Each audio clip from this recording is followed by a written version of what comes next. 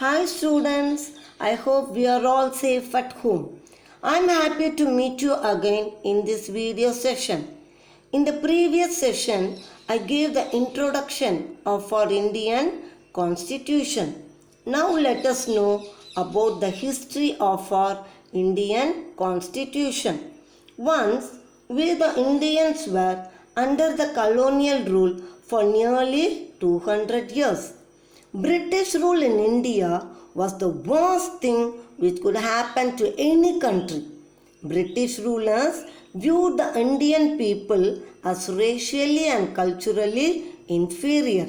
It started its company rule in some parts of India from the year 1757 and later in 1858 it brought the whole India under its control.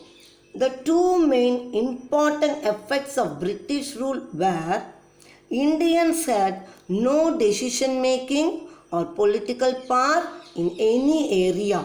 India also lost its self-identity and dignity. We suffered a lot under the British. We were forced to obey the laws passed by the British. On any occasion, if we refused to obey their rules, punishments were severe. The punishments were imprisonment, shot to death, or hang up. I shall give you few examples. In order to harmonize regulations over the supply of salt, the British passed the India Salt Act in the year 1882. According to this law, Indians were prohibited to produce or sell salt independently. Indians were forced to buy expensive tax salt that was imported.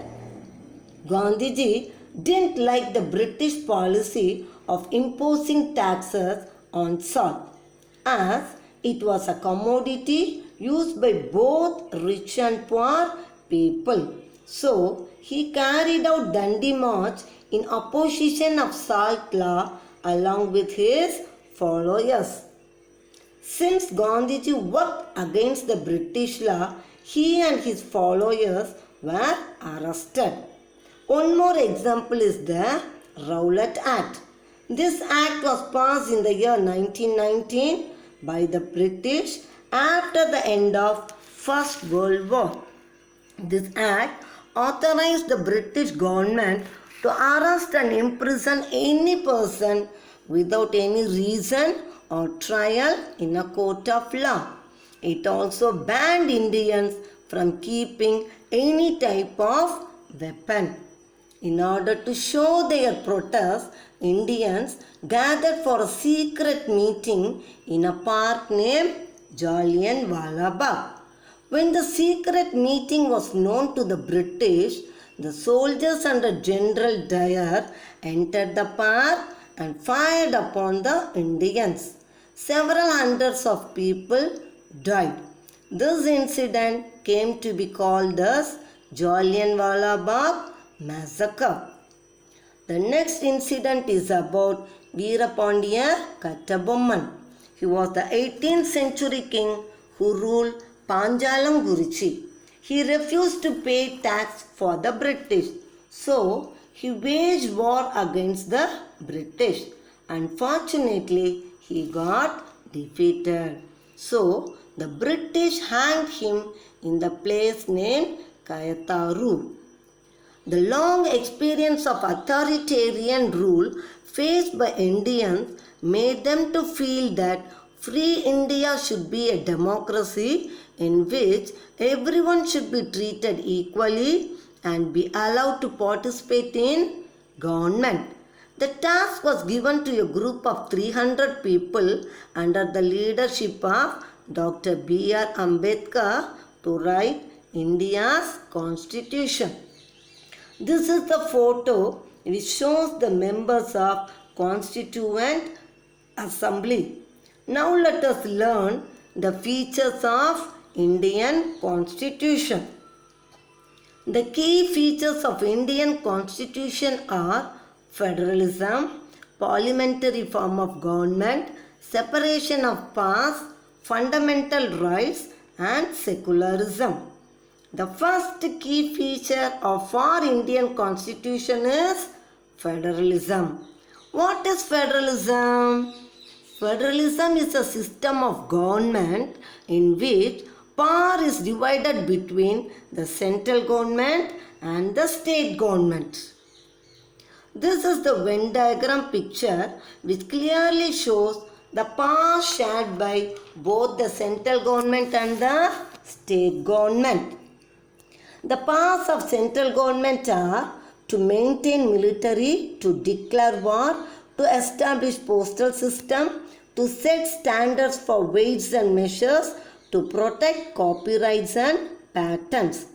The powers of state government are to establish local governments, to set up schools, to regulate state commerce, to make regulations for marriage, and to establish and regulate corporations.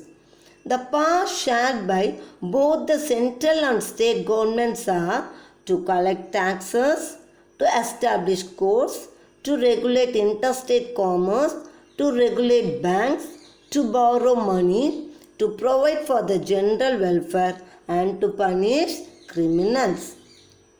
This is the picture which shows the powers of central government. And this is the picture which shows the powers of state government. The next important key feature of our Indian constitution is parliamentary form of government.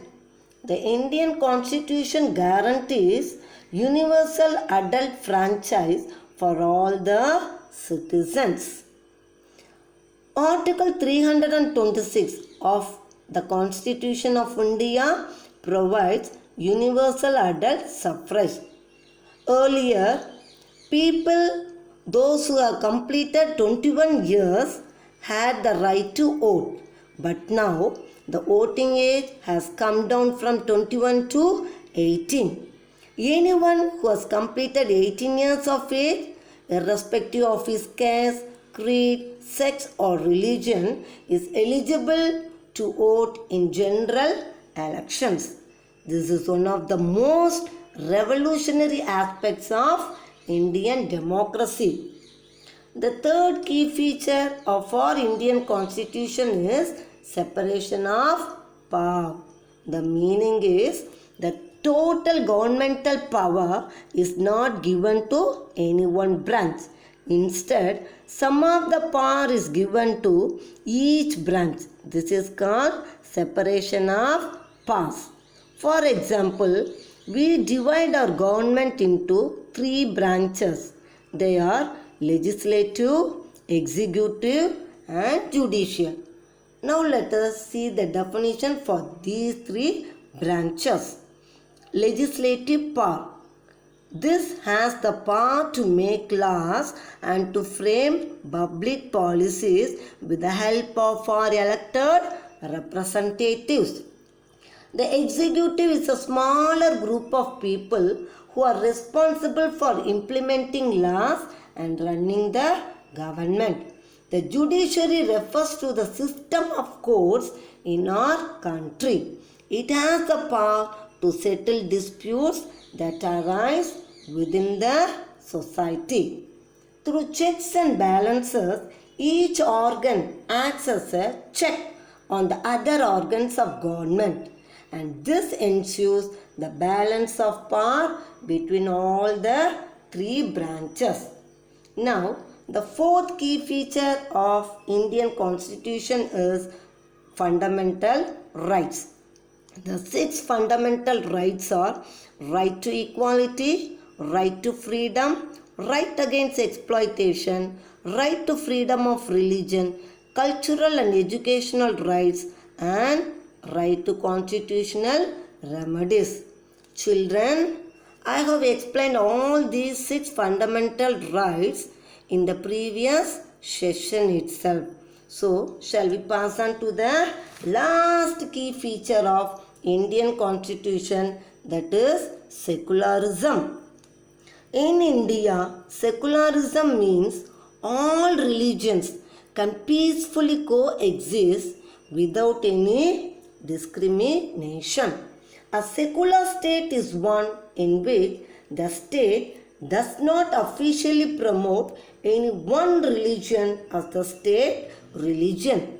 All individuals and communities have freedom to profess, practice, and propagate any religion or not to follow any. It also prohibits discrimination on grounds of religion. Now, children, this is the time to give activity for you. Prepare on your own the class constitution based on our Indian constitution. How the class must be. Think and write few points based on our Indian constitution. Remember, the topic is prepare on your own the class constitution. This is the homework for you. Completed, sent through the mail. Thank you, students.